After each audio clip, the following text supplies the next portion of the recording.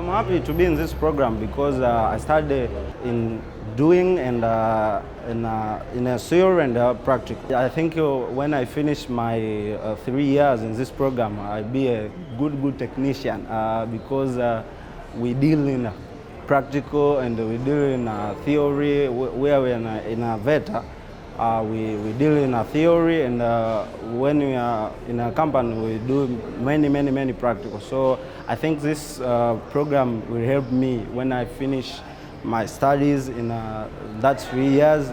I'll be a good technician. And at the youth in Tanzania, we thank these German guys to start this program because it's helped many years and when you finish this program, you'll be a good technician, and you have many experience in a faculty which we take.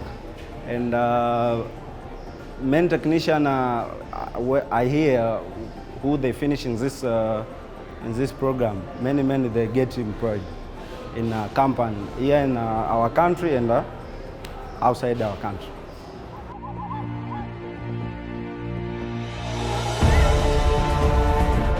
I heard from my teachers, many students who finish this program, they get employed in company because when you are here, teachers are pushing you to work hard, to be in a good manner and a good behavior.